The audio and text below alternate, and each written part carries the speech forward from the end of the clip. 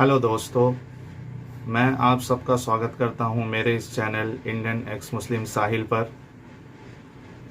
उम्मीद है कि आप लोग अच्छे से होंगे। आज के वीडियो में मैं मुफ्ती यासिर नदीम अल वाजिरी, जो कि इंडिया में ऑनलाइन दुनिया में मशहूर आलिम दीन हैं, इन्होंने एक वीडियो बनाया नबी की मल्टीपल मैरिजेस को सही साबित करने के लिए, जिसमें ऐसी भी शादियां हैं जो बड़ी कंट्रोवर्शियल रही है नबी की, और लोग मोहम्मद साहब के कैरेक्टर पर उस बुनियाद पर सवाल उठाते रहे। मुफ्ती साहब ने कोशिश की उन सब का दिफा करने की। मैं पार्ट वाइज इनकी बातों का रद्द करूंगा। आप लोग वीडियो को एक सेकंड भी स्किप ना करें ताकि बातें क्रिस्टल क्लियर रहे। शुरुआत में इन्होंने जैद बिन हारिसा, जो कि नबी के मुंह बोले बेटे थे, जैद ने उनकी बीवी को तलाक दे दिया था और नबी ने उनसे शादी की। इस पे जो तभी के लोग थे वो सवाल ना उठाए, क्योंकि उनके नज़दीक इस काम को गलत समझा जाता था। तो इसके दिफा में अल्लाह ने कुरान में एक आयत उतारी, सूरह अहज़ाब की, चैप्टर नंबर 33 वर्स नंबर 37, जो मुफ्ती साहब पूरा डिस्कशन किया है इसी आयत को लेकर। अब मुफ्ती साहब कैसे इसका दिफा कर रहे हैं आप सुने, और उसके बाद मेरा जवाब सुने। मेरे जो मुसलमान भाई है, दोस्त है, उनसे मैं रिक्वेस्ट करता हूं कि मेरी वीडियो को खुले दिल से देखें आप। और अगर आपको लगता है मैंने कोई बात गलत बताई है, माना गलत बताया कोई चीज़ का, या आउट ऑफ कॉन्टेक्स्ट कोई बात बताई है, तो आप कमेंट में इल्मी तौर पर दिफा करें। आप मुझे गाली दोगे, मुझे बुरा भला बोलोगे, तो आपकी बात साबित नहीं होने वाली है।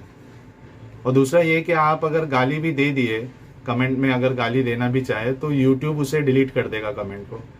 तो ये मत समझना कि मैं कोई कमेंट आपकी डिलीट कर रहा हूँ। अब देखिए मुफ्ती साहब क्या कह रहे हैं, आप सुनिए पहले, उसके बाद फिर मैं थोड़ा थोड़ा करके उसका रिस्पॉन्स देने की कोशिश करता हूँ। ये बहुत मशहूर आयत है कि नबी करीम सल्लल्लाहु अलैहि वसल्लम ने अपने मुंह बोले बेटे जैद रजी अल्लाह अन्हु, जैद इब्न हारिसा की बेवा से, मुतल्लका से, उनको जब उन्होंने तलाक दे दी, ज़ैनब रजी अल्लाह अन्हा, उनसे निकाह किया। तो अब ये सवाल एतराज होता है कि नबी करीम अलैहि सल्लल्लाहु अलैहि वसल्लम ने अपनी अपनी बहू से, गोया के अपनी डॉटर इन लॉ से निकाह किया है। आज जो मौजू है वो है नबी करीम अलैहि वसल्लम ने जो इतने मल्टीपल निकाह किए हैं वो क्यों किए हैं, उसकी क्या वजह है। इस आयत का जो मकसद है बुनियादी, वो ये बताना है कि ले पालक की मुतल्लका से, यानी डिवोर्सी या उसकी बेवा से निकाह बिल्कुल दुरुस्त है, यानी हर एक के लिए दुरुस्त है, कोई भी कर सकता है। ये सिर्फ रसूलुल्लाह सल्लल्लाहु अलैहि वसल्लम के साथ खास नहीं है। क्यों? इसलिए कि इस सूरत में ये बता दिया गया है कि महज किसी को बेटा बोल देने से वो बेटा नहीं हो जाता। बेटा बोल देने से वो बेटा नहीं हो जाता। जिस तरीके से कोई शख्स अगर अपनी बीवी को माँ बोल दे तो बीवी माँ नहीं हो जाती। मैंने कल भी बताया था कि जाहिलियत के दौर में ये रिवाज था कि लोग अपनी बीवी को अगर ये कह देते थे कि तुम मेरी माँ हो या माँ जैसी हो, तो वो औरत परमानेंट हराम हो जाया करती थी, यानी अब सेपरेशन हो जाया करता था। तो अल्लाह ताला ने इस रिवाज को बदला कि ऐसा नहीं होता कि तुमने अपनी बीवी को कहा कि तुम माँ हो और वो माँ बन गई। जिस तरीके से एक औरत माँ नहीं बन जाती महज माँ कह देने से, ऐसे ही कोई भी आदमी बेटा नहीं बन जाता महज बेटा कह देने से। आपने सुना इन्होंने क्या कहा कि एक हस्बैंड, अगर एक शौहर अपनी बीवी को माँ बोल दे तो वो उसकी माँ नहीं हो जाती, उसकी बीवी ही रहती है। उसी तरीके से अगर एक इंसान किसी को अपना मुंह बोला बेटा मान ले, उसको बेटा कहे, तो वो उसका हकीकी बेटा नहीं हो जाता। इन्होंने यहाँ कंपैरिजन देखे किस तरीके से गलत किया है। मैं ये कहना चाहता हूँ कि एक शौहर अगर अपनी बीवी को माँ कह देता है तो वो मजाक में कहता है, उसको माँ बनाने के लिए वो माँ नहीं कहता है। एक इंसान किसी को जब अडॉप्ट करता है, कोई बच्चे को, तो उसको अपनी औलाद बनाने के लिए, उसको औलाद समझने के लिए अडॉप्ट करता है वो। दोनों मिसालों में ज़मीन आसमान का फ़र्क है।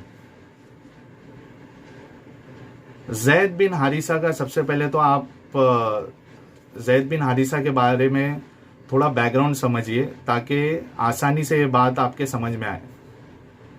जैद जो थे ये गुलाम थे। इनकी माँ के साथ ये कहीं गए हुए थे, तो कोई दूसरे कबीले वाले ने इन लोगों पर हमला कर दिया और जैद को पकड़कर गुलाम बना लिया और इनको कोई मार्केट में इन्होंने बेच दिया। खदीजा जो थी नबी की सबसे पहली बीवी, उनको किसी ने ये गुलाम गिफ्ट किया, जैद। अच्छा, नबी की शादी खदीजा से हुई थी जब वो 25 साल के थे नबी, और खदीजा 40 साल की थी। तो अब नबूवत का इन्होंने तभी दावा भी नहीं किया था मोहम्मद ने। वो उस वक्त की बात है, आप ये ध्यान रखिए कि नबी ने जैद को अपने लिए ले लिया था खदीजा से, और ये इनके घर में इनका पालन पोषण हो रहा था। ठीक है, ये गुलाम थे। लेकिन अब जैद के जो बाप थे हारिसा, उनको कहीं से पता चला कि जैद फला फला जगह पर है। तो हारिसा यानी जैद के जो बाप है और उनके चचा मोहम्मद के पास आए। तब मोहम्मद ने नबूवत का, जैसा कि मैंने कहा, कि ऐलान भी नहीं किया था। बाप और चचा ने नबी से कहा कि आपको जो भी चाहिए, यानी वो टाइम पे जो करेंसी चलती थी, जो भी पैसे चाहिए या दिनार चाहिए, आप वो हमसे ले लीजिए, लेकिन हमारे इस बच्चे को हमको वापस कर दीजिए। नबी ने उनसे कहा कि, तभी नबी भी नहीं थे असल में, मोहम्मद ने उनसे कहा कि आप एक काम करिए, आप जैद को बुला लीजिए और उनसे पूछ लीजिए, अगर वो आपके साथ जाना चाहते हैं तो आप उसको लेके जाइए, मुझे पैसा या कुछ चीज़ नहीं चाहिए, आप ऐसे ही लेके जाइए। लेकिन अगर जैद जाना नहीं चाहते आप लोगों के साथ, तो फिर मैं उसको ज़बरदस्ती भेजना भी नहीं चाहता हूँ। तो खैर नबी ने जैद को बुलवाया, और जो जैद के बाप थे हारिसा और उनके चचा, वो जैद से बात किए उन्होंने और उनको कहा कि आप मेरे साथ चलिए, हमारे साथ चलिए। तो जैद ने इनकार कर दिया।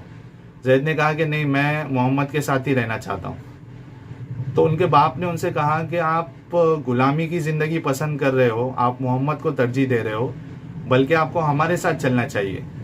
तो जैद ने वहाँ कहा कि मैं मेरे, यानी जो मोहम्मद है, उनको मैं जानता हूँ अच्छे से, और मैं दुनिया में उनके ऊपर किसी और को प्रेफरेंस नहीं दे सकता हूँ, इसलिए मैं उनके साथ रहना चाहता हूँ।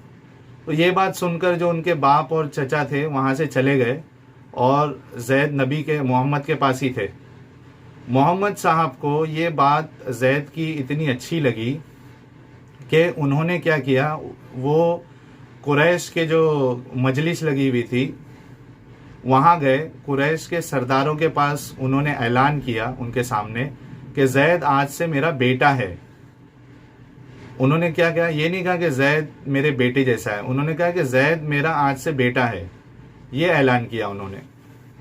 यहाँ तक कि लोग जैद को मोहम्मद के नाम से जोड़ने लगे, उनको जैद बिन मोहम्मद कहने लगे। आप सोचिए कि ये ऐसा रिश्ता नहीं था कि मोहम्मद किसी दिन उठे और जैद को अडॉप्ट कर लिया, उनको बेटा मान लिया, और तुरंत बाद उनको कहा कि नहीं, ये मेरे बेटे नहीं है आज से, या अडॉप्टेड सन जो है वो बेटा नहीं होता, हकीकी बेटा। उनके साथ ये पल रहे थे और इतना गहरा उनका रिश्ता हो चुका था। तो आप सोचिए कि आप इसको कैसे कंपेयर कर सकते हो कि एक बीवी को अगर कोई शौहर माँ बोल दे तो वो माँ नहीं होती, उसी तरीके से एक इंसान अगर किसी को अडॉप्ट कर ले कोई बच्चे को, तो वो उसका हकीकी बच्चा नहीं होता। तो ये आपका कंपैरिजन ही गलत है। यही वजह है कि शरीयत का हुक्म है कि अगर कोई आदमी किसी को अडॉप्ट करता है, किसी बच्चे को अडॉप्ट करता है, तो महज अडॉप्शन से वो बच्चा आपका नसबी, आपका रिश्तेदार नहीं हो गया। हाँ, उस अडॉप्शन का मतलब सिर्फ ये है कि आप उसके साथ उसने सलूक करें, आप उसके साथ अच्छा बर्ताव करें, ये मतलब तो है। लेकिन जब वो बड़ा हो जाएगा तो जो इस आदमी की बीवी है वो उससे पर्दा करेगी, चूंकि दोनों के दरमियान अजनबियत का ताल्लुक है। ये कोई रिश्तेदारी इनके दरमियान कायम नहीं। इसी तरीके से अगर वो जिसको अडॉप्ट किया गया है लड़का नहीं बल्कि लड़की है, तो जब वो लड़की हो जाए, बड़ी हो जाएगी, तो बाप, जिसको बाप हम कह रहे हैं, वो उस लड़की से पर्दा करेगा, और वो लड़की उस बाप से, जिसको बाप कहा जा रहा है, पर्दा करेगी। दोनों के दरमियान कोई ताल्लुक ही नहीं है। देखिए इन्होंने यहाँ क्या कहा कि अगर कोई ऐसा अडॉप्ट करता है कोई बच्चे को, लड़के या लड़की को, तो उसकी हकीकी बच्चा नहीं बन जाता। और अगर लड़के को अडॉप्ट किया है और वो बड़ा हो जाए तो वो माँ से पर्दा करेगा, और अगर लड़की को अडॉप्ट किया है और वो जब बड़ी हो जाए तो वो बाप से पर्दा करेगी, उनका ताल्लुक ही नहीं है,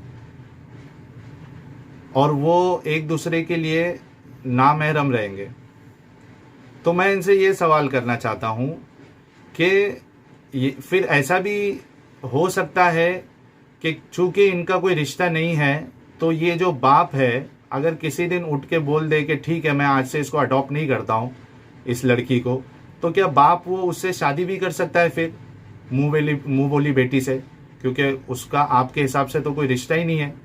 उसी तरीके से एक लड़का अगर जवान हो जाए और आप कह रहे हो कि उसका रिश्ता ही नहीं है, वो माँ के साथ, माँ उससे पर्दा करेगी, तो फिर अगर वो लड़का बोल दे कि ठीक है हमारा कोई रिश्ता ही नहीं है तो मैं फिर इस रिश्ते को ख़त्म करता हूँ, तो क्या अब वो लड़का जो है उस मुंह बोली माँ से फिर शादी भी कर सकता है, क्योंकि आपके हिसाब से वो उनमें कोई रिश्ता ही नहीं है। ये किस तरीके की बातें हैं आप लोगों की? आगे सुनिए वो क्या कहते हैं। तो फिर ताल्लुक कैसे करें?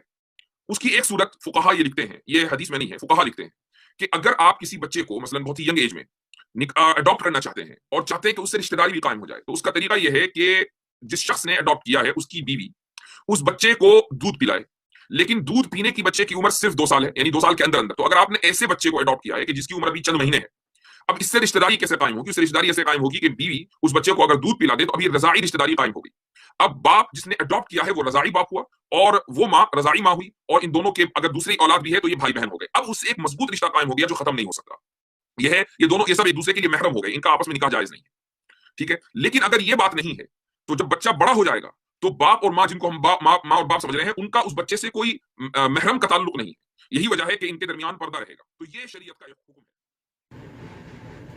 अच्छा देखिए, इन्होंने बताया कि अगर जो बच्चा 2 साल से कम है उससे अगर रिश्तेदारी कायम करना है, यानी जो अडॉप्टेड बच्चा है वो 2 साल से कम है, तो फिर औरत जो है वो अपना दूध उसको पिलाएगी, फिर वो बच्चा रज़ाई बच्चा हो जाएगा जिसको उन्होंने अडॉप्ट किया था, और फिर वो, यानी वो पर्दे की ज़रूरत नहीं रहेगी। फिर मैं मुफ्ती साहब से ये पूछना चाहता हूँ कि लोग नॉर्मली बच्चे अडॉप्ट करते क्यों हैं?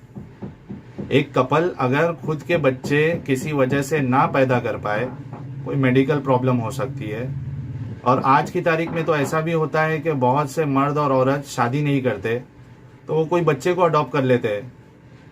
तो मुफ्ती साहब, जो नॉन प्रेग्नेंट वुमेन होती है वो, उनको लैक्टेशन नहीं होता है। नॉन प्रेग्नेंट वुमेन में दूध आएगा कहाँ से? अनलेस एंड अनटिल उसको कुछ मेडिकल प्रॉब्लम है, हार्मोनल इम्बैलेंस हो गया है, कोई दवा का साइड इफेक्ट हो गया है, तब वो लैक्टेट करेगी। वरना जो एक नॉर्मल नॉन प्रेग्नेंट वुमेन होती है उसको तो दूध आएगा नहीं। तो आपके फुकाहा ने जो ये आइडिया बताया है तरीका, ये तो फ्लॉप तरीका है। नबी करीम सल्लल्लाहु अलैहि वसल्लम ने इस चीज का हमेशा ख्याल रखा कि जैद को अपने खानदान के मेंबर जैसा बनाए रखें। इस वजह से जब जैद बड़े हुए और शादी की उम्र हुई तो अपने खानदान की एक लड़की के साथ, जिनका नाम ज़ैनब रज़ियल्लाहु अन्हा है, उनसे निकाह कराया। ज़ैनब रज़ियल्लाहु अन्हा बज़ाहिर तैयार नहीं थी, लेकिन आप सल्लल्लाहु अलैहि वसल्लम की तरफ से चूंकि ये ऑफर थी, ये पेशकश थी कि तुम जैद से निकाह कर लो, तो वो तैयार हो गई। वो ज़ैनब रज़ियल्लाहु अन्हा के जहन में ये बात थी कि भाई ठीक है, जैद को नबी करीम सल्लल्लाहु अलैहि वसल्लम ने अडॉप्ट कर लिया है, लेकिन वो इस खानदान के तो नहीं है, और ज़ैनब खुद बड़े ऊंचे खानदान की थी, तो जहन में ये बात बैठी हुई थी। लेकिन चूंकि नबी करीम सल्लल्लाहु अलैहि वसल्लम ने कहा तो इसलिए उन्होंने इस चीज को मान लिया और निकाह हो गया। निकाह जब हुआ तो 1 साल 1.5 साल तक रहा वो, और दोनों के दरमियान ना इत्तेफाकियां रही, और आपस में जो कभी कभी मियाँ बीवी के दरमियान डिसएग्रीमेंट्स हो जाते हैं, कॉन्फ्लिक्ट्स हो जाते हैं, वो चीजें रहीं। और नबी करीम सल्लल्लाहु अलैहि वसल्लम को ये मालूम था जैद आते थे आप सल्लल्लाहु अलैहि वसल्लम से मशवरा करने के लिए कि घर में ऐसा हो रहा है, मैं तलाक देना चाहता हूं, मैं क्या करूं। आप सल्लल्लाहु अलैहि वसल्लम उनको समझाते थे कि नहीं, तलाक नहीं दो, तलाक देना अच्छी बात नहीं है। लेकिन आखिरकार जैद रजी अल्लाह अन्हु ने, जैद बिन हारिसा ने अपनी जौजा, अपनी बीवी जैनब रजी अल्लाह अन्हा को, अब देखिए आपने इन्होंने ये बताया कि जैद जो है उनकी शादी अल्लाह के नबी ने ज़ैनब के साथ, जो कि उनकी कज़िन सिस्टर थी, उसके साथ कर दी, क्योंकि वो जैद से बहुत मोहब्बत करते थे। मगर ज़ैनब जो है वो इस रिश्ते को वो पसंद नहीं करती थी। वो इसलिए कि ज़ैनब के दिल में ये ख्याल था कि जैद जो है वो एक आज़ाद करदा ग़ुलाम है और मैं ऊंचे ख़ानदान की हूँ, तो वो उनको वो चीज़ खटक रही थी, जम नहीं रही थी। लेकिन चूँकि नबी ने ये रिश्ता पेश किया था, तो खैर ज़ैनब ने उनसे शादी कर ली, ठीक है। मगर वो शादी चली नहीं, जैसा कि मुफ्ती साहब ने कहा, और जो हकीकत है कि वो शादी चली नहीं और वहाँ उनका तलाक हो गया, ठीक है। अब इसमें देखिए दो बातें समझ में आती है। एक तो ये कि मुसलमान जो गलत फहमी में ये दावा करते हैं कि सहाबा जो है नबी को इतना मानते थे कि उनके लिए अपनी जान दे देते, ईमान और अमल के पक्के थे वो सहाबा। मगर ऐसा नहीं है। आप खुद देखें, नबी ज़ैनब के अंदर जैद को लेकर जो फीलिंग थी कि ये तो पहले ग़ुलाम था और मैं अच्छे ख़ानदान से हूँ, हमारा जोड़ नहीं है, ये जो गंदगी थी ज़ैनब के अंदर, उनके अंदर से नबी जो है वो गंदगी नहीं निकाल पाए। हालांकि नबी ने उनका रिश्ता करवाया था। दूसरा, नबी ने जैद को कहा था कि तलाक मत दो, लेकिन जैद ने नबी की ये बात भी जो है मानी नहीं, उनकी ये तालीम को एक्सेप्ट नहीं किया उन्होंने। आप फिर कैसे, उन्होंने तलाक दिया ज़ैनब को, तो आप कैसे कह सकते हो कि सहाबा नबी की हर बात सुनते थे? यहाँ तो कुछ अलग नज़र आ रहा है। दूसरी बात ये कि ज़ैनब के नापसंद के बावजूद नबी ने उनकी शादी जैद से कराई, जो कि खुद एक गलती है, ये गलत तरीका है। अगर आपकी शादी किसी ऐसे शख्स से कराए जिसको आप पसंद ही नहीं करते, लुक की बुनियाद पर, स्टेटस की बुनियाद पर, ख़ानदान की बुनियाद पर, तो बहुत मुमकिन है कि आपस में आप लोगों का जमेगा नहीं। जो मियाँ बीवी है उसका नहीं जमेगा, बात बात पर तू मैं होगी, और बात या तो तलाक पर ख़त्म होगी या फिर ज़िंदगी भर इस तू मैं को झेलते रहो। इससे ये बात भी समझ में आती है कि ये नबी को ये सब बातों की परख नहीं थी, वरना शादी नहीं करवाते। और दूसरा कि अल्लाह ने इनके दिल में डाला भी नहीं, इनको बताया भी नहीं नबी को, न जिब्रील आके बताया कि ये शादी रुकने टिकने वाली नहीं है, आप शादी मत करवाओ। नबी ने पेशन गोइयाँ तो बहुत सारी की थी, तो यहाँ उनको क्या ये पेशन गोई ये चीज़ पता नहीं थी कि ये शादी टिकेगी नहीं। वैसे भी सलाह देने में नबी बड़े कच्चे थे, क्योंकि और एक वाकया है जहाँ सहाबी अपनी बीवी की शिकायत करते हैं नबी से, नबी बिना कोई हिदायत दिए उस शादी को जोड़ने का तरीका बताए बगैर सहाबी को सीधा डिवोर्स करने का रास्ता बताते। ये हदीस में मौजूद है, मैं स्क्रीनशॉट लगा दूंगा। वहाँ सहाबी सामने से बोलते हैं, अरे मेरी बीवी है ये और उससे मेरे बच्चे भी है। आप बताइए कि कौन सा समझदार इंसान किसी को भी सीधा तलाक देने की एडवाइस करेगा? यहाँ साफ पता चलता है कि नबी ये मामले में कच्चे थे और एक समझदार इंसान कभी किसी को ये सीधा एडवाइस नहीं देगा कि आप अपनी बीवी को तलाक दे दें। आगे सुनिए मुफ्ती साहब क्या कहते हैं। अब जब जैनब को तलाक हो गई, अभी वो इद्दत में है, तो इद्दत में नबी करीम सल्लल्लाहु अलैहि वसल्लम के जहन में ये ख्याल आया कि मेरी वजह से जैनब ने ये सेक्रीफाइस किया है कि जैद से निकाह किया, और ये निकाह चला नहीं, 1 साल के अंदर टूट गया। तो अगर हो सकता है कि जैनब के इस उनके जज्बात को बड़ी ठेस पहुंची है, तो जैनब की दिलजोई के लिए उनसे निकाह कर लेना चाहिए। यानी उनके दिल में ख्याल उस वक्त आया जबकि जैनब अब इद्दत में है और उनका निकाह टूट गया। ओरिएंटलिस्ट यहां पर ये एतराज करते हैं कि अरे जैनब से जब निकाह हो गया जैद का, तो नबी करीम सल्लल्लाहु अलैहि वसल्लम इस वक्त ये सोचते थे कि काश में कर लेता। भाई अगर आप सल्लल्लाहु अलैहि वसल्लम ये सोचते थे कि काश में कर लेता, तो फिर हजरत जैद से निकाह कराते ही क्यों? जब तलाक हो गई, इद्दत अब गुजार रही है, अब जाहिर है कि जैनब को अपना अगला घर बसाना है, तो नबी करीम सल्लल्लाहु अलैहि वसल्लम के दिल में यह ख्याल आया। अल्लाह ताला तो दिलों के ख्याल को जानता है, अल्लाह उसको कह रहा है। अब आप इस आयत को इस पस मंजर में सुनिए कि जब मोहम्मद आप कह रहे थे उस शख्स से कि जिस पर आपने इनाम किया, यानी आपने उसको बेटा बना दिया और अल्लाह ने भी उसको उस पर इनाम किया, अमसिक अलैका ज़ौजका, कि अपनी बीवी को रखो, तलाक मत दो, अल्लाह से डरो। वतुख्फी, कह रहे थे, पहले कह रहे थे, अब वतुख्फी फी नफ्सिका मल्लाहु मुब्दीही, अब अल्लाह उस चीज को जाहिर करने जा रहा है जिसको आप छुपा रहे हैं और आप लोगों से डर रहे हैं।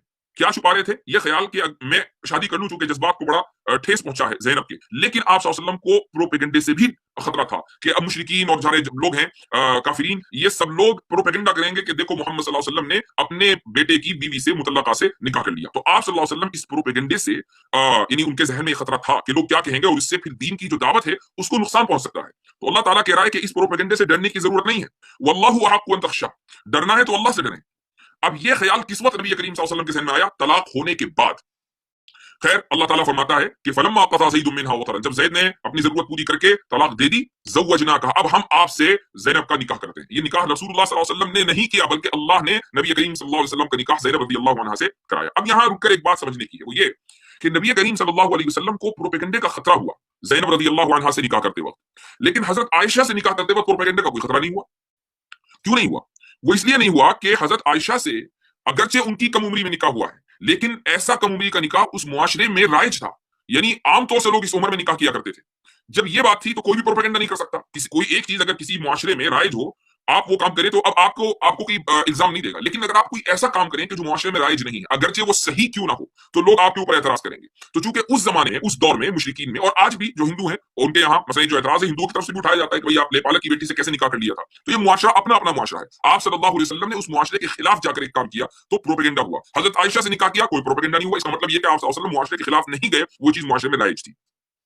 ये दरअसल हजरत ज़ैनब रज़ियल्लाहु अन्हा से निकाह का बैकग्राउंड। अब देखिए, इन्होंने यहाँ कहा कि नबी के दिल में ख्याल आया कि जैनब ने मेरे वजह से सैक्रिफाइस किया है, उसकी शादी टूट गई, तो मैं ही जैनब से शादी कर लेता हूँ। अच्छा, ये ख्याल भी तुरंत निकाह टूटने के बाद आ जा रहा है। थोड़ा मौका देते संभलने का जैनब को। और नबी को इतना दुख हो रहा था जैनब की शादी टूटने पे, तो क्या बाकी डिवोर्सी मर्द कोई मौजूद नहीं था तभी? आप उनसे शादी करा देते ना। आपकी एक बात पर तो कुंवारा कोई भी मर्द जैनब से शादी करने के लिए रेडी हो जाता। शादी के मामले में हर जगह आपको ही क्यों आगे रहना पड़ता है, ये समझ में नहीं आता है। क्या आपके पास कोई बीवी नहीं थी जो आप तुरंत रेडी हो गए कि मैं शादी कर लेता हूं? क्या आप इतने पैसे वाले थे कि धड़ाधड़ आप शादी किए जा रहे थे? हदीसों में आता है कि आप लोग नबी जो है वो भूखे रहते थे कई कई दिनों तक। आपने यहाँ ये भी नहीं सोचा कि ये मेरी अडॉप्टेड बच्चे की बीवी है, ससुर और बहू का रिश्ता बन गया इन दोनों के बीच में जब जैद की शादी हुई थी। आप फिर भी शादी के लिए रेडी हो रहे। आपको ये पता भी था कि लोगों के नज़दीक इसको गलत समझा जाता है, बल्कि आज भी लोग इसको गलत ही समझते हैं। एक बहू जो है वो बेटी की तरह होती है। अच्छा, इन्होंने जो कहा कि नबी को जैनब के तलाक के बाद ये ख्याल आया कि वो जैनब से शादी करेंगे, ये गलत है। पता नहीं ये मुफ्ती साहब एक तो कहाँ से बोलते हैं, कोई रेफरेंस देते नहीं है। इस आयत जिसको उन्होंने पढ़ा है, ये वाली आयत, उसकी तफसीर में उलमा ने लिखा है, आलिमों ने लिखा है कि नबी को अल्लाह ने पहले ही इत्तला दे दी थी, पहले ही बता दिया था कि जैनब से तुम्हारी शादी हो गई। जैनब के तलाक से पहले ही अल्लाह ने बता दिया था। नबी को यह डर था कि लोग इन पर सवाल उठाएंगे, इसलिए वो चाह रहे थे कि किसी तरीके से तलाक ना हो, और उन्होंने जैद को समझाया कि तलाक मत दो।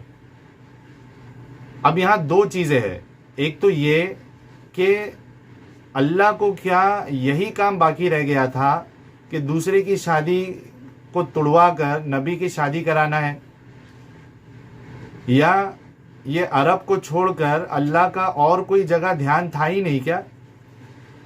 दूसरा ये कि अल्लाह ने जो बता दिया ऐसा होने वाला है, फिर भी नबी अल्लाह की बात से भाग रहे हैं, कोशिश कर रहे हैं कि किसी तरीके से जैद जो है वो अपनी बीवी को तलाक नहीं दे। उनको डर हो रहा है कि उनके दुश्मन और उनके लोग उंगलियां उठाएंगे। अल्लाह पे भरोसा नहीं था क्या नबी को कि वो भाग रहे थे कि जैद जो है वो किसी तरीके से तलाक नहीं दे। अच्छा, इन्होंने एक बात कही कि ओरिएंटलिस्ट ये इल्ज़ाम लगाते हैं कि मोहम्मद को जैनब से खुद शादी करनी थी, इसलिए उन्होंने तलाक करवाया। इस पर मुफ्ती साहब ने जवाब दिया कि अगर ऐसा होता तो नबी जैद से शादी जैनब की करवाते नहीं, पहले ही कर लेते। मैं कहता हूँ कि बहुत सी बार एक मर्द को एक औरत पहले अट्रैक्टिव नहीं लगती है, मगर बाद में अट्रैक्टिव लगने लगती है। हो सकता है कि उसने अपना कपड़ा पहनने का अंदाज चेंज कर लिया है, उसके बात करने का अंदाज बदल गया है, उसने अपनी पर्सनालिटी इन्हांस कर लिया है। बहुत सारी वजह हो सकती है। यही हाल औरत का भी होता है कि पहले कोई एक मर्द अच्छा नहीं लगता, पर बाद में वही मर्द उसको अच्छा लगने लगता है। नबी का ये पहलू हमें तारीख की किताबों में से समझ में आता है। देखिए, तारीख तबरी एक तारीख की किताब है, इसके वॉल्यूम 2 हिस्सा अव्वल और बाब नंबर 9 में ये किस्सा एक अलग अंदाज में मिलता है। पहले हमने एक अंदाज देखा था कि वहाँ झगड़ा हो गया था और जैनब को वो पसंद नहीं आ रहा था कि ये मेरे ख़ानदान से नहीं है या ये ग़ुलाम थे पहले। वो एक अलग उसका सिनेरियो था। तारीख़ तबरी में एक अलग सिनेरियो मिलता है इसका। आप देखिए तारीख़ तबरी में लिखा क्या है। मोहम्मद एक दिन जैद की तलाश में इनके घर आए, ठीक है। जैद तभी मौजूद नहीं थे उनके घर पे। जैनब तभी कम लिबास पहने हुई थी और वो वैसे ही मोहम्मद के सामने आ गई। नबी ने जैनब को देखकर अपना मुंह फेर लिया और जैनब ने नबी से कहा कि जैद इस वक्त है नहीं, घर में वो मौजूद नहीं है। मेरे बाप आप पर कुर्बान, आप घर में तशरीफ़ लाइए। अब रसूल घर में आने से मना कर दिए जैनब को। अच्छा, यहाँ जाते जाते नबी ने एक बात कही कि पाक है अल्लाह बुजुर्ग, पाक है अल्लाह दिलों का फेरने वाला। जैद जब अपने घर वापस आए, यानी जब थे नहीं, नबी आए तभी नहीं थे, जब वापस आए तो जैनब ने बताया कि नबी आए थे। तो जैद ने पूछा कि तुमने उन्हें अंदर क्यों नहीं बुलाया? जैनब ने कहा कि मैंने बुलाया था पर नबी आए नहीं। जैद ने पूछा कि क्या तुमने उनको यानी नबी को कुछ कहते हुए सुना? जैनब ने कहा कि नबी जब गए थे तभी वो बोल रहे थे कि पाक है अल्लाह बुजुर्ग, पाक है अल्लाह दिलों को फेरने वाला, ये कहा था। ये सुनकर जैद रसूल के पास गए और कहा कि मुझे मालूम पड़ा कि आप आए थे मेरे गरीब खाने पर, आप घर पर क्यों नहीं आए? जैद कहते हैं कि शायद आपको जैनब की सूरत भली मालूम हुई। जैद नबी से कह रहे हैं कि मैं इसे तलाक दे देता हूँ। रसूल फिर कहते हैं उनसे कि अपनी बीवी को अपने निकाह में रखो, पर इसके बाद से जैद अपनी बीवी पर कादिर ना हो सके, यानी वो मुतमईन ना हो सके। और वो खुद रसूल से ये बात कह जाते, मगर रसूल उनसे यही कहते कि आप अपनी बीवी को अपने पास रखो, यानी तलाक मत दो। आखिरकार जैद ने अपनी बीवी को तलाक दे दिया और दूसरी शादी का सोचने लगे। इसमें आगे लिखा है कि एक दिन रसूल आयशा से बात कर रहे थे और आप पर गशी तारी हुई, और जब होश आया तो आप मुस्कुरा रहे थे, यानी नबी मुस्कुरा रहे थे और फरमा रहे थे कोई है जो जैनब को बशारत दे कि अल्लाह ने उनकी शादी मेरे साथ कर दी है। और रसूल ने ये आयत तिलावत की, वही जो मुफ्ती साहब ने पढ़ी थी, वही आयत रसूल ने तिलावत की आयशा के सामने। आयशा कहती है कि आपके इस इरशाद से मेरे दिल में दूर नज़दीक के ख्यालात आने लगे, क्योंकि जैनब जो है वो खूबसूरत थी और आयशा को ये चीज़ मालूम थी। और दूसरा चीज़ आयशा को ये डर था कि जैनब जो है वो, चूँकि उनकी शादी अल्लाह ने खुद कराई है, तो जैनब इस पे फख्र करेंगी बाकी बीवियों के सामने। तो ये डर भी था आयशा को दो चीज़ का, कि एक तो वो खूबसूरत और दूसरा कि उसके अंदर ये चीज़ आ जाएगी कि अल्लाह ने उसकी शादी कराई है और वो फ़ख्र महसूस करेगी। अब आप खुद सोचिए कि आप नबी की ऐसी हरकत के दिफा में कैसे आ सकते हैं कि जो बहू है वो पूरे कपड़ों में नहीं है, इन्होंने देख लिया और जैसा कि जैद ने कहा कि मुझे लगता है कि ये आपको पसंद आ गई है तो मैं इसको तलाक दे देता हूँ, और उसके बाद उन्होंने तलाक भी दे दी। और आयशा के सामने नबी ये कह रहे हैं कि अल्लाह ने मेरे ऊपर आयत उतारी आसमान से कि मेरी शादी अल्लाह ने ज़ैनब के साथ कर दी है। आप खुद सोचो यार कि आप ऐसे नबी का दिफा कर रहे हो।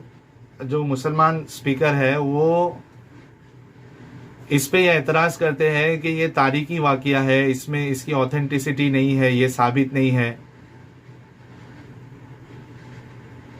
लेकिन मैं कहना चाहूँगा कि तारीख़ तबरी जो है, इसके जो ऑथर है मोहम्मद इब्न जरीर अत-तबरी, जिन्होंने इस वाक़ये को लिखा है, नकल किया है, मुसलमानों के नज़दीक इनकी बड़ी अहमियत है। उन्होंने इतना संगीन इल्ज़ाम देखकर इसका रद्द तो नहीं किया। दूसरी बात कि अगर हम मोहम्मद साहब के कैरेक्टर को ऑथेंटिक क्लेम किए जाने वाले सोर्स से भी अगर देखें तो ये वाक़या कबूल करने में मुश्किल नहीं होगी।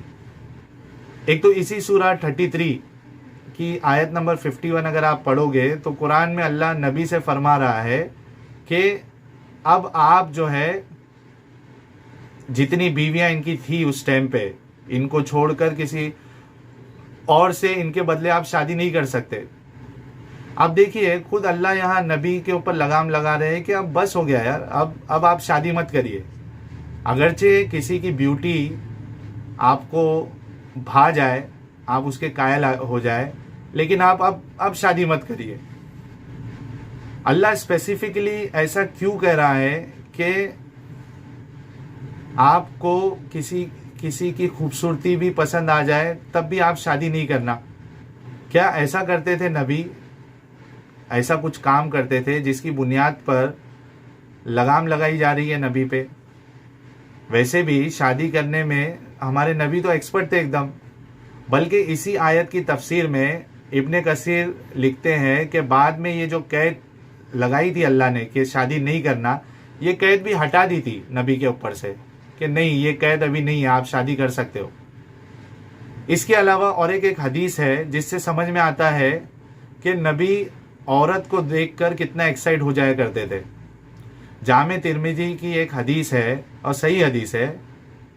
नबी ने एक औरत को देखा, उसके बाद वो ज़ैनब के वहाँ गए, नबी एक्साइट हो गए, ज़ैनब के वहाँ गए। यही ज़ैनब जिनके बारे में ये पूरा बयान चालू है, वो उनके पास गए, उनके साथ इंटरकोर्स किया और फिर बाहर आए और सहाबा को नसीहत दी कि किसी औरत को देखकर अगर तुम्हें ऐसा ख्याल आए तो अपनी बीवी के पास जाकर उससे अपनी ज़रूरत को पूरा करो, क्योंकि तुम्हारी बीवियों के पास भी वही है जो उस औरत में है। यहाँ उन्होंने एक बात कही कि ऐसी औरत शैतान की शक्ल में आती है। अब ये हदीस के बारे में तो आप ये नहीं कह सकते कि ये तारीख की किताब में है, ये तो एक ऑथेंटिक हदीस है। आप देखिए इस्लाम में किसी औरत पर गलती से अगर एक नज़र पड़ गई तो वो जो पहली नज़र है वो सिर्फ आप पर माफ़ है। आप उसको जी भर के देख नहीं सकते हो, आप दिल को तसल्ली नहीं कर सकते कि मैं देखता रहूँगा, ये इस्लाम में मना है। अगर नबी अनइंटेंशनली भी उस औरत को देखे होंगे जो हदीस में बताया गया है, और वो अगर इस्लाम को पूरा फॉलो किया होगा नबी ने, तो उन्होंने तुरंत अपनी नज़र हटा ली होगी, नीची कर ली होगी। आप बताइए, जो इंसान को एक नज़र किसी औरत को देखकर वो इतना एक्साइटेड हो जा रहा है सेक्स को लेकर कि उन्हें अपनी बीवी के पास जाकर अपनी ज़रूरत को पूरी करनी पड़ रही है, आप सोचो किस लेवल की सोच होगी नबी की। अब इधर मैंने ये हदीस पोस्ट की थी, उस पे कोई एक साहब जो है वो इसका डिफेंड करने लगे कि ये ह्यूमन इंस्टिंक्ट है, कि इसमें क्या प्रॉब्लम है। यानी मर्द जो है, हो सकता है कि किसी को देख के उसको ख्याल आ जाए। मैं ये कहना चाहता हूँ कि एक इंसान किसी को अनइंटेंशनली देखकर इतना एक्साइटेड कैसे हो सकता है, आप मुझे बताइए। आप किस तरीके से इस चीज़ का दिफा कर सकते हैं?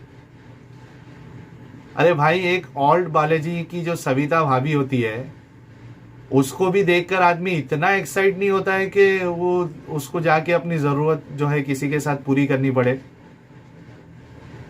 हालांकि आप इसमें समझिए कि वो जो औरत जिसको नबी ने देखा था, वो पर्दे में रही होगी ना, ज़्यादा से ज़्यादा उनका मुंह खुला होगा, और इनकी एक सिर्फ नज़र पड़ी और वो इतनी एक्साइट हो गए कि सीधा ज़ैनब के पास गए, धड़ाधड़ जाके अपना काम फिनिश किया। तो किस तरीके से आप ऐसी सब चीज़ों का दिफा कर सकते हैं, मुझे ये समझ में नहीं आता। तो बात यहाँ यही समझ में आती है कि मोहम्मद साहब ने अपनी ख्वाहिश पूरी करने के लिए अल्लाह की नाम की एंटिटी को बनाया और उनका सहारा लेते हुए खुद ही आयत को उतार लेते थे। और ऐसा लगे भी क्यों नहीं यार, ऐसा सिर्फ हमें ही थोड़ी ना लगता है। बाज़ मौके पर आयशा जो उनकी चहेती बीवी है, उनको भी ऐसी लगता था। अब देखिए, बुखारी मुस्लिम इब्ने माजा में ये हदीस है, बुखारी में है, मुस्लिम में है, इब्ने माजा में ये हदीस है कि आयशा वहाँ फरमाती है कि जो औरतें अपने नफ्स को रसूल के लिए खुद से पेश करने आती है, मुझे इन पर बड़ी गैरत आती है। आयशा कहती है कि क्या औरत खुद ही अपने आप को किसी मर्द के लिए पेश कर सकती है? इस पर अल्लाह के नबी जो है, उन पे आसमान से एक आयत नाजिल हो गई, इसी चैप्टर की, सूरह अहज़ाब की आयत नंबर 51। यानी कहीं भी कोई नबी की डिज़ायर वाला काम होता कि कोई औरत, आयत है कि कोई भी औरत अगर अपने आप को पेश करना चाहती है नबी के लिए, तो वो पेश कर सकती है। जहाँ भी नबी को ये औरतों वाला मामला होता, तो वहाँ फटक से अल्लाह जो है वो आसमान से आयत उतार देता। इसी तरीके से इधर भी आयशा के सामने भी अल्लाह ने नबी के ऊपर आयत उतार दी। अब इधर देखो, इंटरेस्टिंग बात यह है कि आयशा के दिल में भी ये ख्याल आता था। आयशा फरमाती है कि मैं समझती हूँ कि आपका रब आपकी मुरादें, आपकी ख्वाहिशें बिना किसी डीले किए पूरी कर देना चाहता है। तो ये जो लोग समझ रहे हैं मोहम्मद के बारे में, वो सिर्फ लोग या हम नहीं समझ रहे, बल्कि उनकी बीवी भी ऐसा समझती थी। मुसलमानों, हमें तो ऐसा कहने पर आप हमें गालियां दोगे, आप हिम्मत करोगे आयशा को कुछ कहने के लिए इस बारे में? क्योंकि उनको भी ऐसी लगता था। देखिए, बहुत बार ना सच कड़वा होता है, और मुझे मालूम है कि बहुत सी बार सच को अपनाना ये मुश्किल होता है, लेकिन अगर आपके अंदर ईमानदारी है तो एक ना एक दिन आप सच को ज़रूर कबूल करोगे। ये आपका फैसला है, आपके इख्तियार में है कि आपको मानना है, नहीं मानना है, और आपको ज़बरदस्ती गलत चीज़ों का भी दिफा करना, ये आपके ऊपर है। खैर, उम्मीद है कि मैंने अपनी बात प्रूफ, रीजनिंग और लॉजिकल वे में रखी। मेरा कंक्लूजन तो यही है कि एक अच्छा इंसान हमेशा अपने अडॉप्ट किए बेटे को अपने सगे बेटे की तरह ही मानेगा, और इसकी बीवी को वो अपनी बेटी की तरह ही समझेगा। अगरचे उस औरत का तलाक भी हो जाए इसके बेटे के साथ, अडॉप्टेड बेटे के साथ, तो भी वो उसको बेटी ही समझेगा, उसके साथ कम से कम शादी करने का तो इरादा नहीं करेगा। और ये अच्छे इंसानों का काम भी नहीं है। उम्मीद है कि आप लोगों को मेरी ये वीडियो अच्छी लगी होगी। इसे लाइक, कमेंट, शेयर ज़रूर कर ले। नए व्यूवर्स जो है वो सब्सक्राइब ज़रूर करें। आप मेरी आवाज़ बनिए।